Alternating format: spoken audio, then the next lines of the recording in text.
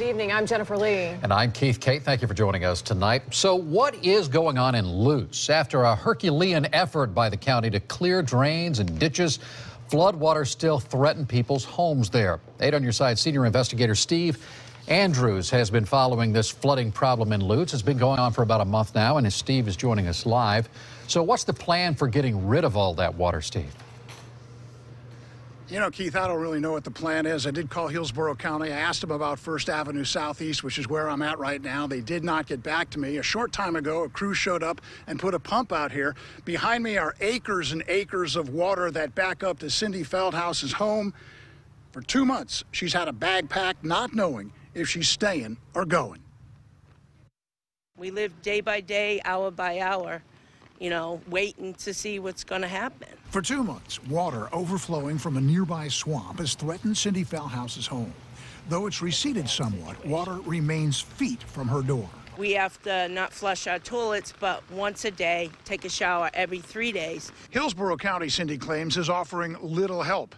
She told me the county told her it'll get a pump out here in another week or two. Meanwhile, on the west side of Highway 41 near Lake Cooper, water's going down, but not fast enough for Bill Sennett.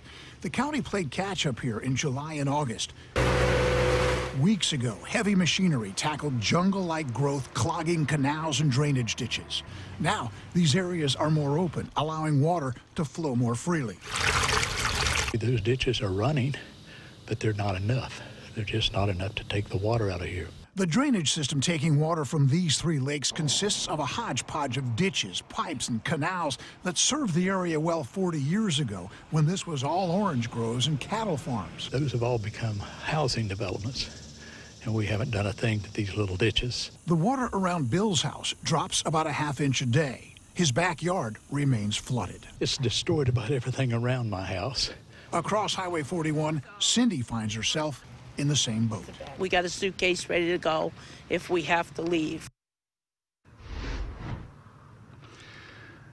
Certainly a difficult way in which to live. And Keith, I want to remind you, this is not a flood zone. The water, I am told, will be drained out of here into the county drainage system across the road and into a swamp. Well, Steve, let's talk about that Lake Cooper area. With all the work that's gone on there, why hasn't the water gone down any quicker? You know, Bill Sennett shared with me that the county told him it wasn't sure why the water wasn't going down all that quickly. My guess, it needs to be re-engineered, the whole draining system. The water needs to flow in one direction as opposed to the dozens of ways it goes right now. In the meantime, the people suffer. Steve Andrews reporting live for us tonight. Thank you, Steve.